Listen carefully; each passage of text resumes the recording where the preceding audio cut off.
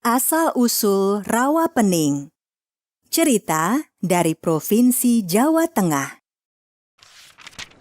Jawa Tengah, sebuah provinsi yang beribu kota di Semarang. Provinsi ini berbatasan dengan Provinsi Jawa Barat, Jawa Timur, dan Daerah Istimewa Yogyakarta di bagian tenggara. Di Semarang, terdapat sebuah danau yang bernama Rawa Pening. Danau yang kaya akan ikan ini memiliki kisah asal-usulnya yang masih diceritakan secara turun-temurun hingga sekarang.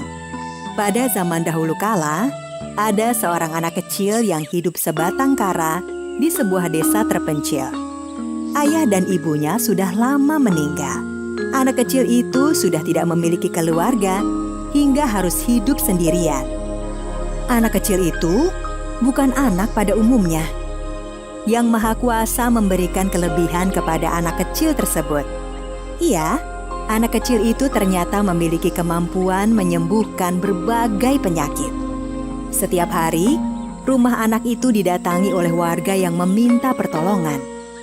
Tetapi, selalu saja ada yang dengki dengan kelebihan dan kebaikan orang lain.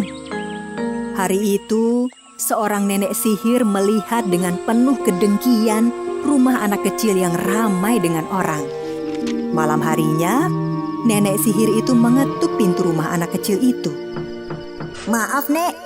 Ada yang bisa saya bantu? Hei bocah, gara-gara kamu, sekarang tidak ada lagi yang datang berobat padaku. Maka, terimalah hukuman dariku. Si nenek sihir yang jahat itu mengarahkan tongkatnya ke arah anak kecil itu. Tiba-tiba saja, tubuh anak kecil itu memiliki luka yang membusuk dan baunya sangat menyengat. Nah, rasakan sekarang tubuhmu bau busuk. Orang-orang tidak akan mau lagi dekat denganmu. Keesokan harinya, beberapa warga desa datang dan terkejut melihat kondisi anak kecil itu. Hei, apa yang terjadi denganmu? Kenapa tubuhmu menjadi seperti itu? Anak kecil itu menjelaskan asal-usul tubuhnya bisa penuh luka dan berbau busuk. Malam harinya, ketika sedang tidur, anak kecil itu bermimpi mendengar sebuah suara. Pergilah dari desa ini dan carilah seorang perempuan tua. Dia yang akan menyembuhkan penyakitmu.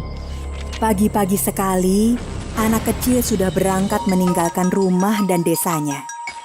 Dia menempuh perjalanan menyusuri hutan hingga berhari-hari lamanya. Hingga akhirnya, anak kecil itu kehabisan bekal. Dia pun menuju ke sebuah rumah penduduk desa. Maaf, Pak. Berilah saya sedikit air dan makanan. Anak kecil bau busuk. Pergi kau dari sini sekarang juga. Cepat pergi. Begitulah, anak kecil itu selalu diusir setiap datang ke rumah penduduk. Bukannya kasihan, mereka justru merasa jijik melihat keadaan anak kecil itu. Anak kecil yang kehausan dan kelaparan itu melihat sebuah pesta di kampung. Ketika datang ke pesta tersebut, orang-orang langsung mengusirnya. Setelah kembali mengalami pengusiran, anak kecil itu kembali melanjutkan perjalanan. Di tepian desa, dia melihat sebuah rumah gubuk tua. Dia pun menghampiri gubuk tersebut. Maaf, Nek. Bolehkah saya meminta seteguk air saja? Nak, semalam aku bermimpi kalau aku harus memberi minum dan makanan ke seorang anak kecil yang tubuhnya penuh luka. Sepertinya anak kecil itu kamu. Duduklah, aku akan mengambilkan makanan dan minuman. Anak kecil itu makan dengan lahapnya.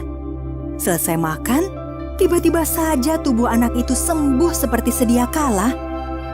Nak, lihatlah, luka dan bau busuk di tubuhmu semuanya sudah hilang. Nek, aku juga pernah bermimpi mendengar suara agar menemukan seorang nenek. Sepertinya neneklah yang dimaksud suara dalam mimpiku itu. Mungkin sudah menjadi takdir Tuhan. Semua yang terjadi ini tidak terlepas dari kehendak Tuhan. Nek, kenapa penduduk kampung ini sangat sombong dan suka menghardik anak yatim sepertiku? Nak, penduduk di sini memang hampir semuanya sombong. mereka akan mengusir warga yang kurang mampu. Dahulu rumah nenek ada di tengah desa sana. Karena disuruh pergi, akhirnya nenek membuat gubuk tua di pinggiran desa sini. Nek, nanti malam bersiaplah menaiki lesung. Akan ada air banjir besar di sini. Tapi, mana mungkin bisa ada banjir? Sekarang, aku akan kembali ke desa sana. Malam pun tiba. Pesta yang diadakan penduduk kampung itu berlangsung sangat meriah. Anak kecil itu datang dan memanggil para penduduk kampung. Hei anak kecil, cepat pergi dari sini. Atau kami tidak segan bersikap kasar padamu. Kalian pasti tidak mengenaliku. Aku adalah anak yang tubuhnya penuh luka. Ah, sudah, tidak usah banyak bicara. Kamu tetap saja anak gembel. Cepat pergi dari sini. Kamu mengganggu pesta penduduk sini. Anak kecil itu segera menancapkan lidi ke tanah. Aku akan segera pergi dari sini jika kalian mampu mencabut lidi ini. Para penduduk itu bergantian berusaha keras mencabut lidi tersebut. Sungguh aneh, tidak satu pun yang mampu mencabut lidi itu. Orang yang berhati jahat tidak akan mampu mencabut lidi ini. Dengan mudah, anak kecil mencabut lidi yang menancap di tanah. Tidak butuh waktu lama, desa tersebut tenggelam dan menjadi sebuah danau. Tiba-tiba saja, nenek sihir datang.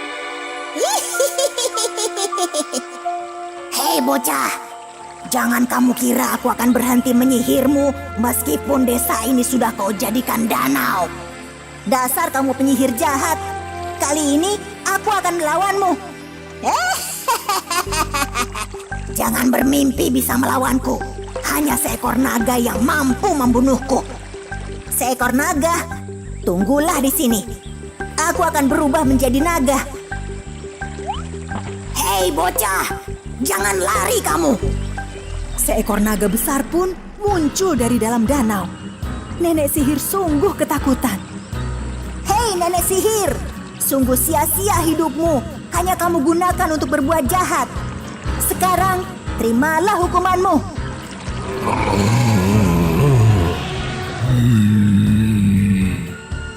Halo, aduh, tolong, aku terbakar. Tolong, panas. Nenek sihir itu pun mati disembur naga penjelmaan anak kecil itu. Setelah si nenek sihir mati, naga pun kembali menyelam ke dalam air. Sementara itu, nenek tua yang menolong anak kecil itu selamat dari banjir yang menerjang desanya. Dia berhasil menaiki lesungnya dan sampai di pinggir danau. Desa yang telah berubah menjadi danau itu kemudian dikenal dengan nama Rawa Pening. Danau Rawa Pening ini sekarang menjadi salah satu tujuan wisata di Semarang.